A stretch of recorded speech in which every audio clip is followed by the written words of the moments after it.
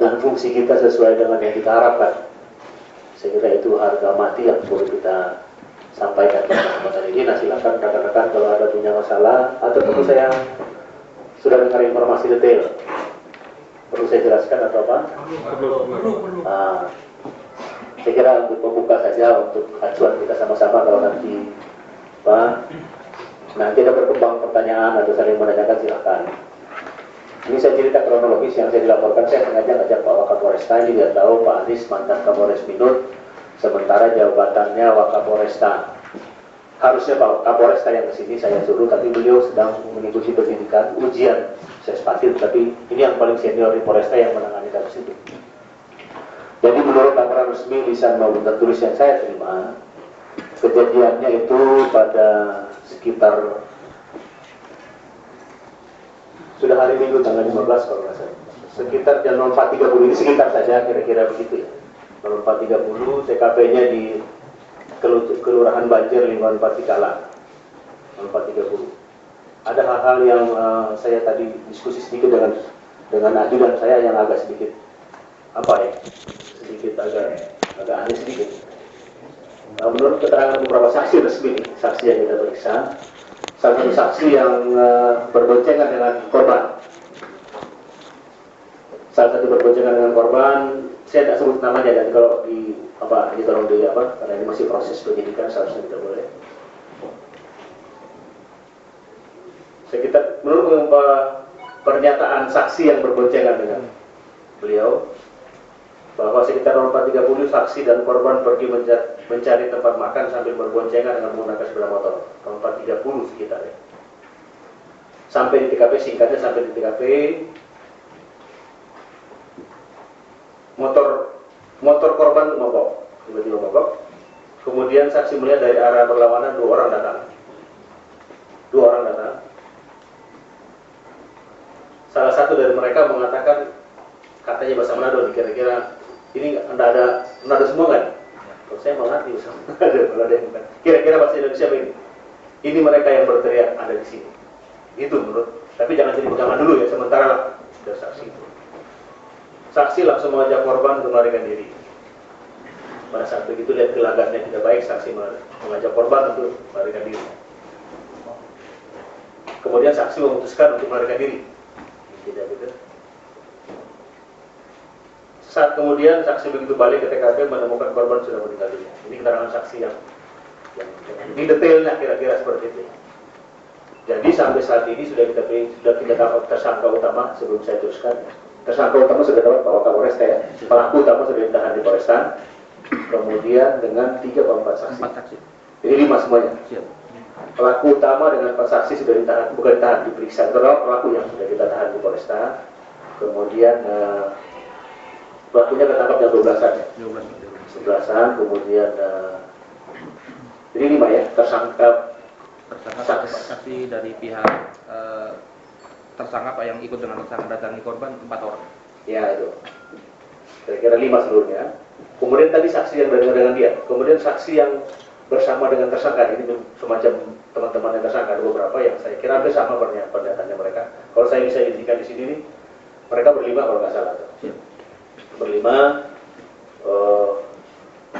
Saya tadi belajar Banjir sama Tikala tuh TKP-nya kan di Banjar ya, gitu. Kemudian mereka orang mana? Dari samping lah. Orang pemadam. Dari sini dia mau ke sini ke TKP, mereka berlima ya. Berlima tadinya ke sini, rombongan tersangka nih. Ya. Tadinya ke sini mau melayat ke salah satu temannya mereka yang orang sini yang meninggal, neneknya meninggal malam itu. Pada saat mereka melayat ke sini, jam-jam berapa tiba-tiba subuh-subuh lagi melayat sini, ada orang lempar batu di sini, di rumah gitu kan, gitu ya.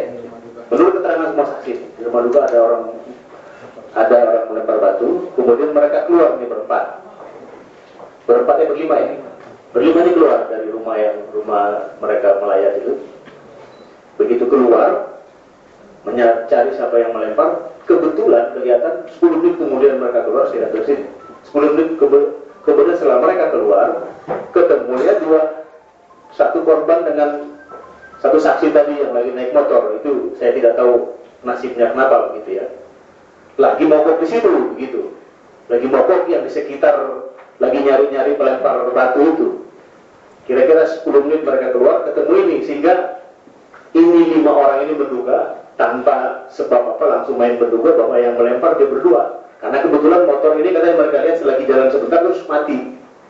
Dia tidak berpikir ini mogok, menurut dia berhenti, kemudian mereka jadi curiga karena ini lari yang satu, begitu satu motor berhenti dengan 2 itu, padahal berhentinya mogok, bukan sengaja berhenti dan bukan sengaja mau lari. Persepsinya pelaku ini sudah mereka 2 ini yang melempar batu, dan ditambah lagi dengan menurut mereka karena di belakangnya ada yang lari begitu. Nah, kemudian dari 5 orang ini 2 yang maju ke depannya, 2 maju ke depan, 1 pelakunya yang maju ke depan menanyakan, kalau tidak salah ada bahasanya, dia menurut keterangan yang pelaku itu, dia berdua maju mendekati motor tadi itu, mendekati korban. Kemudian ada bahasanya di bahasa Manado. Saya kira begitu menanyakan, tapi sambil menanyakan kemudian tiba-tiba belum ada jawaban dari korban itu. Korban sempat menjawab, dia begini bahasa Melayu-nya, kamu orang Banjar begitu. Si tersangka menanyakan, kamu orang Banjar. Kemudian korban bilang tidak, tapi begitu bilang tidak langsung ditusuk sama tersangka. Ditusuk 4 kali menurut pengakuan tersangka itu. 4 kali, begitu 4 kali, kemudian begitu dia berbalik, ditusuk lagi sekali, jadi 5 kali menurut begitu ya. 5 kali.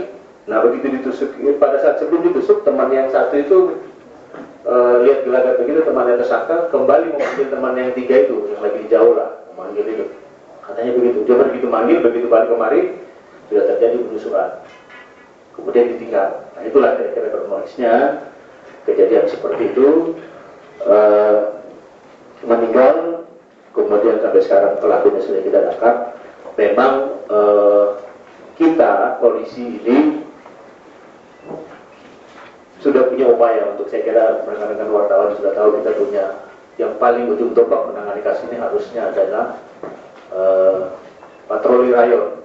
Tetapi kebetulan dilalah pada malam itu patroli rayon sedang menangani masalah yang di Singkil, hampir sama juga dari jam sore ya Pak itu.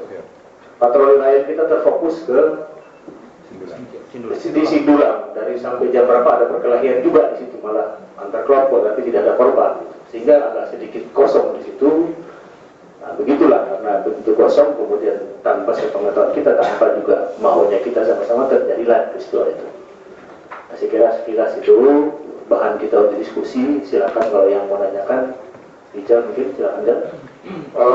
Begini Pak Kapolda, kami menyambut baik penerimaan Pak Kapolda kepada kami wartawan di Manado yang merasa prihatin dengan kematian teman kami Rio. Kami kesini sebagai aksi solidaritas, tidak untuk berdemo kepada Pak Kapolda, tapi kami ingin berharap dan berharap pihak kepolisian, dalam hal ini Pak Kapolda yang memimpin kepolisian Sulawesi Utara, untuk juga melakukan aksi nyata dari program Berhenti Jomagate. Ini ada implementasi Berhenti Jomagate, ada action bahwa ternyata setelah Bagate itu ada pisau di tangan anak-anak muda yang sekarang kepemilikan pisau itu jelas sekali.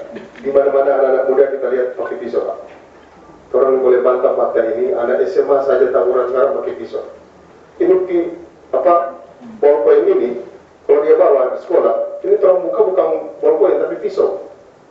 Ini yang sudah ada. Ini fenomena yang kami dan semua teman-teman sudah tahu bahwa Manado ini sangat rawan dengan pisau, samurai, dan di kawasan Boulevard itu malah ada senjata-senjata tajam yang siap diambil dan itu diselipkan di tengah-tengah beton atau apa semua, kemudian ke TKB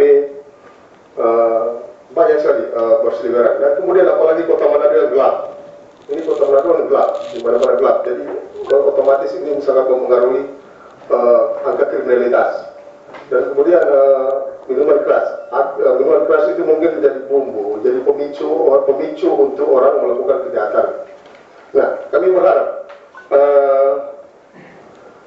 ada aksi untuk melakukan rahasia senjata tajam tidak hanya di sekolah dan tidak hanya di mal-mal, tapi itu bisa masuk kampung keluar kampung. Dan itu langsung tangkap dan kurung.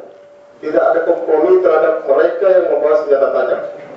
Jadi itu yang terjadi karena banyak sekali yang kami catat. Ini ada beberapa kasus yang kami catat. Ada kasus salah tikam, salah sasaran. Ini pernah di Tikala itu ada orang yang mati kalau salah tikam. Pernah di Matos juga ada salah tikam. 3 tahun lalu juga ada di Perkamil pernah salah tikam. Nah ini salah karena mereka melihat oh bukan pelaku ternyata. Mereka melihat samar-samar pelaku misalnya. Tapi itu salah ternyata. Banyak sekali Pak. Ini yang pernah terjadi di Kota Manado yang pernah kami lihat dan ya bagi kami sangat menginginkan bahwa Manado ini bisa kondusif dan aman dan nyaman.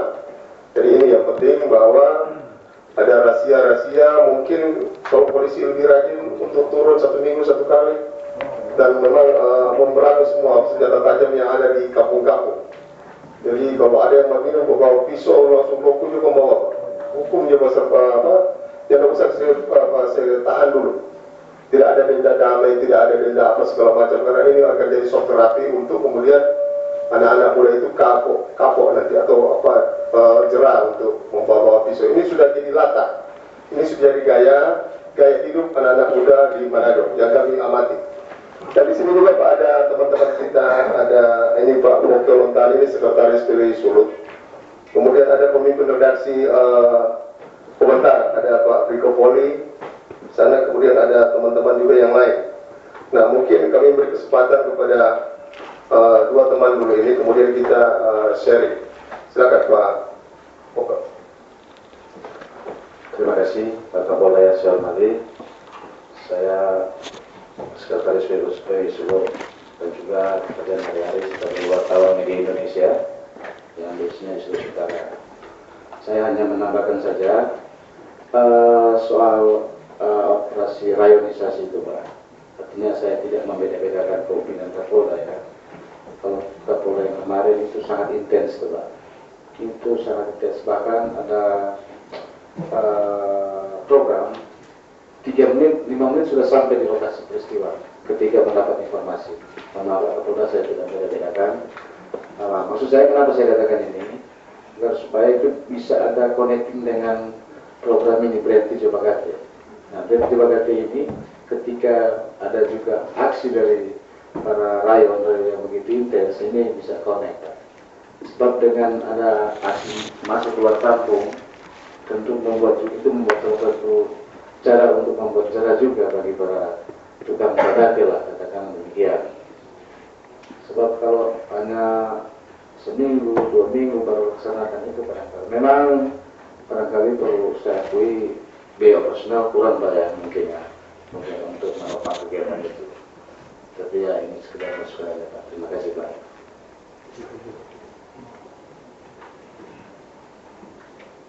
Sampai dengan berapa minut ya kan Pak? Ya, terima kasih atas kesempatan yang diberikan Pak Kapolda. Saya Riko Poli, pemimpin redaksi dari Harian Komentar. Saya mungkin cuma menambahkan, pertama-tama kami itu pers dan juga yang kami berikan kepada masyarakat sangat apresiasi dengan Berhenti Coba Gate. Itu sangat-sangat baik. Tapi mungkin perlu sebagai tambahan saja, mungkin perlu lebih dilengkapi Berhenti Coba Gate dan stop bawa saja. Mungkin itu perlu kita perluas. Kemudian kami juga dari pers, saya juga berbicara dengan teman-teman, mungkin kami sadari bahwa pekerjaan ini bukan hanya urusan kepolisian saja. Tentunya kami pers juga punya peranan dan sedikitnya punya power untuk membantu kepolisian bagaimana menangkal penyakit minuman keras dan sajam ini. Apa mungkin ke depan kita bisa lebih bekerja sama, artinya dalam memberi efek jerah. Mungkin kepolisian banyak melakukan rahasia saja, banyak melakukan rahasia-rahasia miras. Tetapi ketika tidak diekspos atau kurang diekspos, efek jerah atau